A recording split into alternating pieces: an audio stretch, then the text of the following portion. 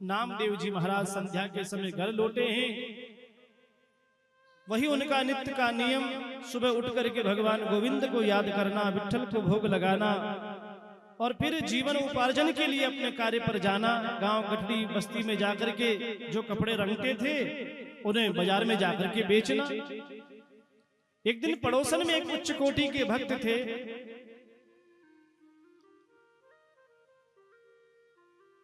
उनकी अर्धांगिनी ने सोचा कि रोजाना घर रहते हैं, जरा आज बहुत दिन हो गए बाजार में गए, अपनी सखी सहेलियों से मिले हुए। तो उन्हीं के समीप में पारस भक्त हुए बहुत उच्च कोटि के। ऐसा विचार किया कि उन भक्त से मिलने जाना चाहिए, पर भक्त तो वो भी अपने काम के लिए सुबह निकल जाते। नामदेव जी महाराज भी काम से निकल गए और इधर उनकी धर्म पत्नी ने सोचा कि पड़ोस में जाएं। पड़ोस में रहते थे पंढरपुर में, वो वहां गई। उस भक्त की धर्म पत्नी ने उनसे पूछा, अरे बहन तुम बड़ी दुबली पतली लग रही हो, क्या बात है? उन्होंने कहा, देखो घर में संत सेवा होती है, कई बार सेवा करने में विलंब हो जाता, भोजन हम कर नहीं पाते, इसलिए ये शरीर तो चलता रहता, पर घर में संत सेवा हो, गैया सेवा हो, भजन हो, तो इससे बड़ा कोई पुण्य है नहीं। हमारा भाव तो ये रहता है कि हमें भोजन मिले ना मिले, पर जो हमारे घर पर आया है अतिथि ग्रुप में सबको भोजन प्राप्त होना चाहिए। दिन भर चौके में लगे रहते हैं और आप जानते हो कि नामदेव जितना कमाते हैं नहीं, सामान्य ही कमाते हैं। अब परिवार भी बड़ा हो गया, पहले तो 2 ही थे, अब 4 हो गए और भी छोटे मोटे बाल गोपाल हो गए। तो वो कहने लगी, वो भक्त की धर्म पत्नी, उन्होंने कहा, देखो बहन बात ऐसी है कि आपको देखकर हमें लगता है कि आपको धन की आवश्यकता है। नामदेव जी की धर्म पत्नी कहने लगी, हमें धन तो नहीं चाहिए। उसने कहा, नहीं नहीं, सुनो मेरी बात, हमारे जो स्वामी हैं, हमारे जो पति हैं, उनके पास में पारस मणि है, इसलिए हम लोग पूरे पंढरपुर में सबसे धनवान हम ही हैं। मेरी इच्छा है कि पारस मणि मैं आपको दे दूं, और पारस मणि का मतलब यही है कि लोहे को यदि स्पर्श हो जाए तो सोना बन जाता है। बोला, ये आपको मैं देना चाहती हूँ। उन्होंने कहा, ना ना, यदि ये बात नामदेव जी को पता लग गई तो वो मुझे घर से निकालेंगे, मनी भी जाएगी और मैं घर से और निकल जाऊंगी, इसलिए ये काम मैं नहीं करूंगा। अरे बोला, तुम कहना मत, तुमसे बात छुपा लेना। गरीबी दरिद्रता बहुत व्यक्ति को परेशान करती है। बार बार उन्होंने विनय कहा गया, तो आखिर नामदेव जी की जो धर्म पत्नी है, उन्होंने सोचा चलो ठीक है, नामदेव जी को नहीं कहेंगे और ये मणि हम रख लेंगे। और ऐसा भाव रख करके जो दूसरे भक्त उनकी धर्म पत्नी, उन्होंने वो छुप करके मणि को दे दिया कि इसको आप रखें, और जब आपके घर में संपन्नता हो जाए तो मेरी मणि मुझे वापस लौटा देना। पर ये बात बहन याद रखना, तुम्हारे मेरे बीच में होनी चाहिए। सहेलियां होती है ना, जबान की बड़ी पक्की होती है। वो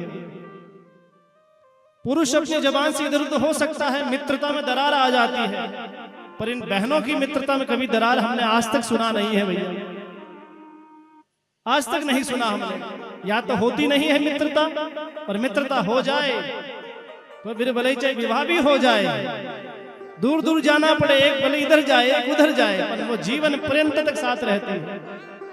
ये कोई आप पर विशेष भगवान की कृपा है सब पर।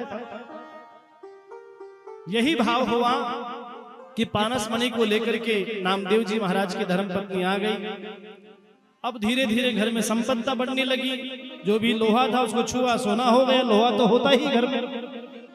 जब संपन्नता बढ़ी, नामदेव जी को ये सब चीज का कोई मतलब नहीं था। वो भोर में जाते थे, संध्या को लौटते थे और आकर अपने विठ्ठल की कीर्तन करना, सो जाना। उन्हें ये नहीं पता कि धन कहां से आ रहा कहां जा रहा। उनका तो ये था कि भैया अपन को भोजन मिल जाए, वो भोजन से उनका काम था। पर जब धीरे धीरे समय गुजरने लगा तो उन्होंने देखा भैया घर में सारी चीजें कैसे आने लगी, संपन्नता बढ़ रही है। पहले बर्तन भी मिट्टी के हुआ करते थे, बर्तन भी पीतल के होने लगे, तांबे के कलशे आने लगे। तो नामदेव जी ने एक दिन विचार किया कि पूछें तो सही इस भाग्यवान को कि भैया ये धन कहां से आ रहा है और उन्होंने उसी समय बुलाया, सुनो। वो आई, बोला कि कहो क्या कहना चाह रहे हो? हम तुमसे पूछना चाह रहे हैं घर में इतनी संपन्नता कैसे हो गई? अरे भाई इतना तो हम कमाते हैं नहीं, ये कहां से लाए धन? उन्होंने कहा नहीं नहीं ऐसा कुछ नहीं है, आप जो कमाते हैं उनको मैं बचा लेती हूं और उसके कारण से सारी घर की व्यवस्था चल रही है। उन्होंने बोला नहीं नहीं भैया, ऐसे घर की व्यवस्था नहीं चल सकती। पहले तो प्रेम से पूछा, अब आप जानते हैं जब प्रेम से पूछा गया तो वो भी बड़े प्रेम में ही उत्तर देने लगे। कहा नहीं ऐसा नहीं, आप तो अपने विट्ठल का कीर्तन गाओ और हम हमारा काम कर रहे हैं, घर को हम चलाना हमारे। नामदेव जी ने कहा देखो सच बताओ, क्योंकि जब व्यक्ति 7 फेरे खाता है हमारे सनातन परंपरा में तो सबसे पहला वादा यही होता है। पत्नी पति से कहती है हम कभी झूठ नहीं बोलेंगे आपसे। तो नामदेव जी कहने लगे देखो तुम झूठ मुझसे बोल सकती नहीं और मेरा अधिकार पूछने का है तुम्हें। पड़ोसी पूछे तो बात अलग है, हम तुम्हारे पति हैं। ज्यादा जब फटकारा डांटा तो उसने थोड़ा बहुत सच बोला, 50%, 100% नहीं बोला। क्या बोला कि हम कहीं गए थे और हमें ये पारसमणि मिल गई और ये पारसमणि मिली तो हमने आपको बताया नहीं और हम लोहा छुआते रहे, सोना बनता रहा और घर में संपन्नता आने लगी। नामदेव जी ने कहा कि तुम जंगल में गई और तुम्हें पारसमणि मिल गई तो बताना चाहिए तुम्हें, तुमने पहला झूठ तो यही बोल दिया, बताया क्यों नहीं? अब तो नामदेव जी लाल पीले हो गए।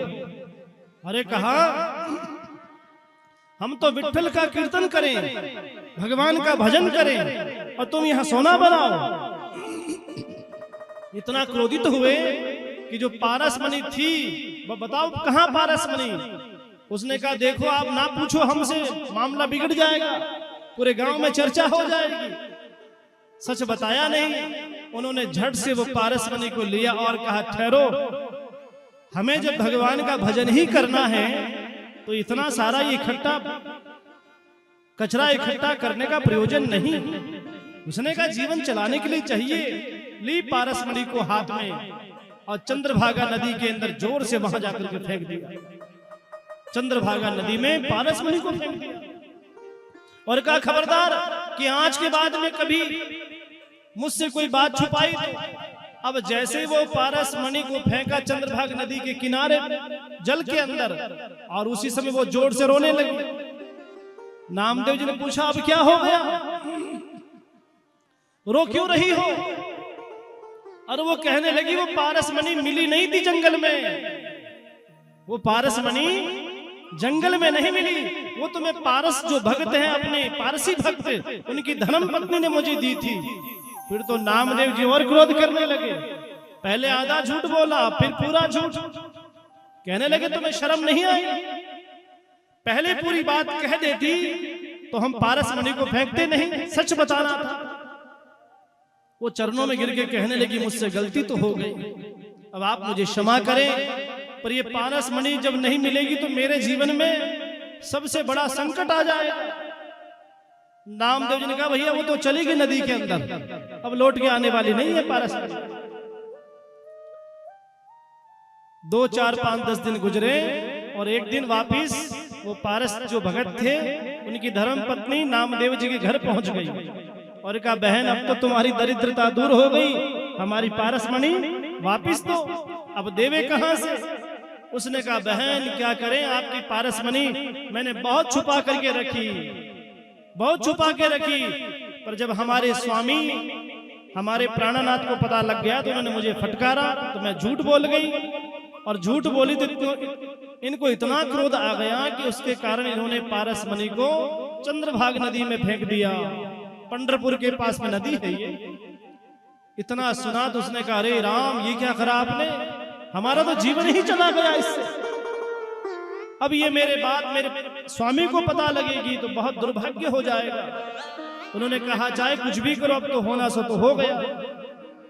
शाम होते होते पारस जो भक्त थे वो आए और उन्होंने अपनी धर्म पत्नी से पूछा कि बहुत दिन हो गए, अब जरा सा कुछ लोहा लेके मैं आया हूं पारस मुनि लाओ जरा सा छुआ देते हैं, बेटी का विवाह करना है, धन तो चाहिए। इस भाव से अब करे क्या, यहाँ पर धन तो पारस मुनि है नहीं, धन बनेगा नहीं, क्योंकि पारस मुनि का नियम है कि लोहे के स्पर्श कराओ सोना बन जाता है। उसी भाव से जब उन्होंने कहा, सारी सच्चाई बताई, घटना सारी, और कहा कि हमने नामदेव जी की जो धर्म पत्नी है उनको दे दिया था, उनके पति नाराज होकर के उन्होंने चंद्रभाग नदी किनारे में जल में वो जो मणि थी उसको प्रवाहित कर दिया। इतना सुना, अब तो वो जो भक्त थे उनका, वो कच्चे भक्त थे, पक्के भक्त नहीं थे। लड़ने चले गए नामदेव जी घर पर, कहे ये तो बड़ा ढोंगी आदमी है, काहे का भक्त है, इसने कोई नदी में नहीं फेंकी मणि को, छुपा करके रख लिया, झूठ बोल रहा है हमसे। पूरे नगर में नामदेव जी की निंदा होने लगी कि नामदेव ने मणि को चोरी कर ली। और कहा नामदेव इतनी बहुमूल्य वस्तु को कोई पानी में फेंकता है, ये कोई नामदेव पागल थोड़ी है, ये पागल नहीं है, पागल होने का ढोंग कर रहा है। इस प्रकार नामदेव जी को भला बुरा कहने लगे। नामदेव जी ने सोचा भैया घर बैठे ये कौन सा दुख आ गया, फिर एक पूरा होता नहीं दूसरा तैयार। इस भाव से मन में बहुत दुखी होकर के विचार किया कि मैं विट्ठल को तो ये बात नहीं कहूंगा, क्योंकि मैंने भगवान से वादा किया कि हे ठाकुर मैं आपको बार बार परेशान करता हूं। भक्त वही है जो भगवान को सुखी करे, भक्त वो नहीं जो भगवान को दुखी करे। मैं भगवान अब आपको दुखी नहीं करूंगा। सेठ ने कहा कि कल होते होते मणि चाहिए। वो पारसमल जो भक्त था उसने कहा देखो नामदेव कल मणि नहीं आई तो गांव की पंचायत बुलाई जाएगी और फिर तुम्हें पंढरपुर से गांव से बाहर निकाला जाएगा। अब सोच लो। नामदेव जी ने कहा भैया रात बची है और ऐसे समय में क्या किया जाए, अब इतने सारे अथाह जल में मणि कहां चलेगी हमें क्या पता। नामदेव जी कहने लगे देखो भाई पारस तुम तो जानते हो मैंने तुम्हारी मणि को नहीं लिया है, मुझे बताया, मुझे क्रोध के कारण से मैंने वो मणि को पानी में फेंक दिया। मेरा जो असली धन है वो राम नाम रूपी धन है, वही मैंने उस धन को जीवन भर पाया है। मैं सच कह रहा हूं, विट्ठल के चरणों की सौगंध खा करके कह रहा हूं कि मैंने एक भी श्वास ली है उसमें विट्ठल जरूर बोला, एक श्वास कभी खाली नहीं जाने दी। ये बात कहते कहते नामदेव आंख में अश्रु बहा करके रोते हैं। हे भगवान भोर होते होते गांव इकट्ठा हो जाएगा और मुझे इस गांव के लोग धक्का देकर गांव से बाहर निकालेंगे। अब पत्नी को तो क्या बोले, वो तो रो रही है, पूरे परिवार में ऐसा माहौल हो गया, सब दुखी हो गए। नामदेव जी महाराज उस पारसमल जो भक्त था उसको लेकर के उसको गए और उसको ले जाकर कहा देखो भाई हमने आपकी मणि को नहीं लिया है, मणि तो आपकी जल के अंदर चली गई। अब जल को में से खोजना बड़ा टेढ़ा काम है, हमारी बात को मान लो। उसने कहा हम नहीं मानेंगे आपकी बात। उसकी गांव में जरा प्रतिष्ठा भी थी। नामदेव जी को तो जरा सा कोई गांव में भक्त तो बहुत बड़े थे पर धन नहीं था तो लोग सुनते नहीं है। जिसके पास धन होता है ना, जिसके पास धन होता है ना। एक बार क्या हुआ, हम एक बात याद आ गई, हम आपसे कह देते हैं कि एक बार कहीं भगवान का अनुष्ठान हो रहा था, यज्ञ हो रहा था। यज्ञ के बाद यज्ञ की पूर्णावती भी हो गई। एक बहुत बड़े नगर के सेठ थे, वो भी उस यज्ञ में आए पर भीड़ बहुत ज्यादा थी। जहां चप्पल खोलते हैं ना, इतनी जगह बची थी वहीं बैठने की, तो सेठ जी वहीं बैठ गए। सेठ ने मन में विचार किया भाई कि हम पीछे बैठे हैं और ये गांव के बुद्धू सारे आगे बैठे हैं, हा? ऐसा सेठ को पता नहीं था ना भगवान की महिमा, उनके पास धन का बल था। हम संपन्न लोग हैं, सक्षम हैं और पीछे बैठे हैं। विचार आया भाई क्या किया जाए, और उसी समय सेठ ने सोचा और कुछ नहीं हो सकता, आगे जाने का तरीका एक ही है। सेठ ने बुलाया कार्यकर्ता और कहा भैया हमारी ओर से 5 लाख रुपया इस यज्ञ के अंदर है। अब जैसे ही 5 लाख रुपए बोले, लोग गए कंधे पर उठा के लेके आए कि आप तो आगे बैठो। समझ रहे हो, ये धन की महिमा है। धन ऐसा होता है कि पीछे वाले को आगे कर देता है, और जिसके बाद धन नहीं है दुर्भाग्यपूर्ण कर देता पूरा जीवन मनुष्य का। और वही हुआ, नामदेव जी कहने लगे कि देखो हमने आपकी मणि को नहीं चुराया है, ये आपको सच कह रहे हैं हम कि हमने वो मणि को जल में डाल दिया। वो कहने लगे नहीं, आपको तो वो मणि ला करके देनी होगी, और आपने मणि नहीं दी तो ठीक नहीं होगा। नामदेव को अब तो प्रेम से समझा रहे थे, अब तो अभद्र भाषा बोलने लगे, गाली गलौज करने लगे। अब तो भूल गए कि हम भगत हैं या कौन है। कामात क्रोधो भी जायते, जब क्रोध बढ़ता है तो व्यक्ति का विवेक मर जाता है, ज्ञान समाप्त हो जाता है। और वही हुआ, नामदेव जी महाराज उस पारसमल भक्त को लेकर के चंद्रभागा नदी के किनारे पर पहुंचे, और चंद्रभागा नदी से प्रार्थना करने लगे कि हे मैया, हे जल की देवी, हे रानी, हमने जीवन पर्यंत तक विट्ठल का नाम लिया है, बिना विट्ठल के भोजन, बिना विट्ठल के शयन, बिना विट्ठल के भोर कभी नहीं गुजरा। प्रत्येक श्वास श्वास में विट्ठल को जपा है। यदि हम सच्चे हैं तो वो मणि हमको मिल जाए, और मणि मिलकर हम रखेंगे नहीं। ये साथ में पारसमल भक्त आया है, इसकी वो मणि थी, पारस मणि, इसे देना चाहते हैं। और ऐसा कह करके उसे चंद्रभागा नदी में जोर से छलांग लगा दी। अब उस जो भगत था वो तो घबरा गया कि अब तो भैया बहुत गहरी नदी है। जैसे वो छलांग लगाई और लगाते ही जल के भीतर गए, और जब बाहर निकले हैं, आपको आश्चर्य होगा हरि भक्तों कि अपने अंजलि में वो एक मणि नहीं, सैकड़ों, पूरे सैकड़ों मणि अंजलि में भर करके बाहर निकले। बोलिए भगवर भगवान की जय हो। जब सैकड़ों वो मणियां अंजलि भर करके बाहर निकले, इस दृश्य को पारसमल जो भक्त था उसने देखा और कहा, हे भगवान। नामदेव जी कहने लगे, देखो तुम्हारी मणि ले लो तुम्हारी। अब वो सारी मणि एक जैसी, दिव्याति दिव्य मणि।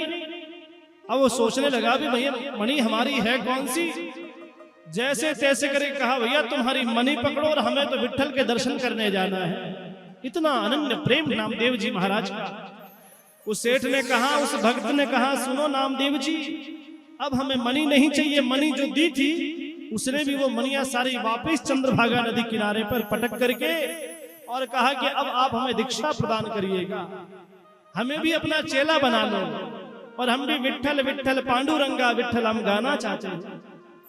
नामदेव जी ने कहा, नहीं भैया देखो, अभी तुम्हारे पास में धन है, धन का आनंद लो, फिर देखेंगे। बोला क्या, नहीं महाराज अब देख लिया हमने, आप जैसे फकीरों के पास कुछ भी नहीं है, पर आपके कहने से देखो चंद्रभागा नदी स्वयं प्रकट होकर के आपको इतने सारी पारस मणियां दे दी। इस दृश्य को देखकर उसने परिवार का त्याग कर दिया पारसमल भक्त ने, और नामदेव जी महाराज के ये चेला बन गए हैं। ऐसी अलौकिक नामदेव जी महाराज पूरे पंढरपुर नगर में विट्ठल विट्ठल माजा विट्ठला पांडुरंगा लोगों को जोड़ने का काम करते हैं। सनातन धर्म में जागृति का कार्य कर रहे हैं नामदेव जी। और नामदेव जी की निष्ठा भगवान के प्रति अटूट है। नाम में निष्ठा देखो आप। और एक बात आपसे कह दें, यदि भगवान में आपकी निष्ठा है तो भगवान परीक्षा जरूर लेगा। यदि आपकी व्रत में निष्ठा है, एकादशी का व्रत हो उसमें निष्ठा है, फिर भी भगवान परीक्षा लेगा। यदि आपकी निष्ठा चरणामत तुलसी दल में निष्ठा है, तब भी भगवान आपकी परीक्षा जरूर लेगा। अच्छा, कभी ऐसा विद्यालय सुना है आपने कि भैया ये विद्यालय ऐसा है यहाँ बच्चों की कभी एग्जाम होते ही नहीं है? कभी सुना आपने? अरे जब भैया एग्जाम बच्चों को देना पड़ता है तो भगवान के वहां पर भी एग्जाम देना पड़ता है, परीक्षा होती है वहां पर। अब जब परीक्षा होती तब हम लोग रोते हैं, जोर जोर से चिल्लाते हैं, कभी जाएंगे धागा बनवाने गले का, कभी कमर का, कभी पैर का। ये घर में धंधा नहीं चल रहा, बनाओ धागा। अरे भैया परीक्षा ली जा रही भगवान की। ज्यादा कीर्तन करते हो ना चिल्ला चिल्ला करके, तो भगवान सोचता है क्या पता हमसे प्रेम कर रहे हैं, इसलिए कभी कभी वो फटकार लगा देता घर आकर के। वो जब फटकार लगाता है तो फिर कई बार परिवार में नुकसान हो जाता है, कभी दुकान में नुकसान, कभी अपना ही चला जाता दुनिया से। कुछ लोग तो कहते बोले महाराज अभी विवाह हुआ था और अभी इनकी मृत्यु हो गई, भगवान ने अच्छा नहीं किया। आपको क्या बताएं, 12 साल हो गए हम भगवान के मंदिर जाते ही नहीं हैं। वाह भाई, बहुत अच्छा काम कर रहे हो आप। भगवान संसार में प्रत्येक जीव की परीक्षा लेता है, चोर की भी परीक्षा लेता है तो सज्जन की भी परीक्षा लेता है। बिना परीक्षा के आप आगे नहीं बढ़ सकते हैं। हाँ, तीसरी कक्षा का विद्यार्थी परीक्षा नहीं देगा तो वो चौथी में नहीं आएगा, पर तीसरी से दूसरी में नहीं जा सकता। इस बात को भी ध्यान रखें, वो तीसरी का तीसरी में ही रहेगा, समझ रहे? तो यही भगवान की अलौकिक महिमा है कि भगवान अपने भक्तों की परीक्षा लेता है। तो नाम देव जी महाराज की जो नाम निष्ठा है वो देखिएगा, बड़ी अद्भुत है। नाम का इतना जप किया उन्होंने चंद्रभागा नदी में खड़े रह करके, और आज बहुत सारी पारस मणियां लौटा दी गई है।